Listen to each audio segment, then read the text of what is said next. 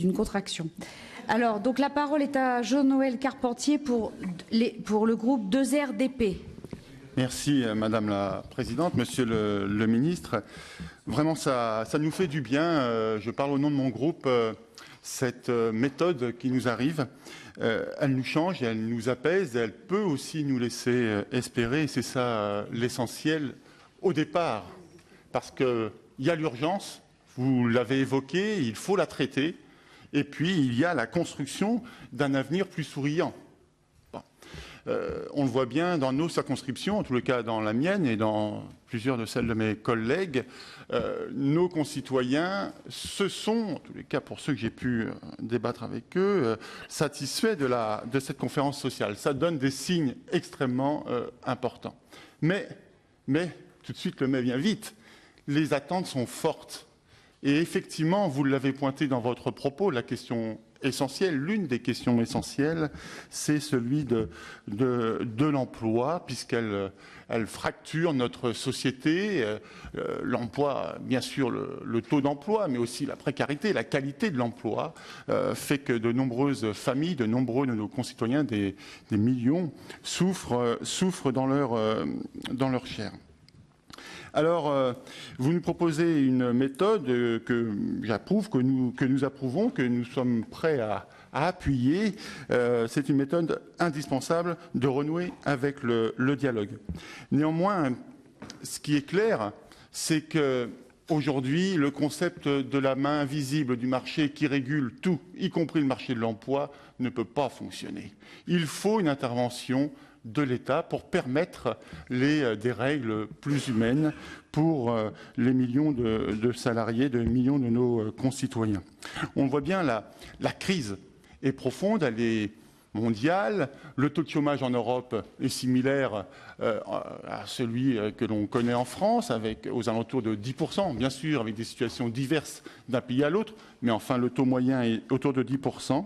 Et parallèlement à cela, on voit une financiarisation de notre économie, de l'économie planétaire.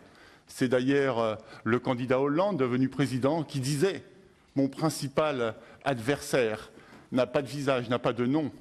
S'il a un nom, c'est la finance. » Et donc, je crois qu'effectivement, il ne faut pas faire de slogan là-dessus en termes d'emploi et de réalité économique. Il faut faire preuve de pragmatisme, c'est ce que vous faites. Mais il faut une intervention des autorités et de l'État. Beaucoup de nos concitoyens attendent cela. Ils attendent aussi à être protégés par vous, par de nouvelles règles. Alors, plusieurs questions sont posées pour nous qui sont essentielles. C'est effectivement, une fois qu'on s'est dit qu'il y avait certaines frontières à dépasser, certains murs à faire tomber, notamment autour du débat sur le coût du travail. Il faudra, et ça, je crois que c'est l'un des objectifs de cette conférence sociale, bien se mettre d'accord sur ce qu'est le coût du travail. Parce que derrière cette situation, on parle du pouvoir d'achat des Français et on parle des salaires. Et on sait qu'en France, Monsieur le Ministre, c'est la question que je voulais vous poser de manière un peu plus précise. Comment vous voyez les choses en termes de pouvoir d'achat ? Nous sommes nombreux à en parler dans nos circonscriptions au quotidien.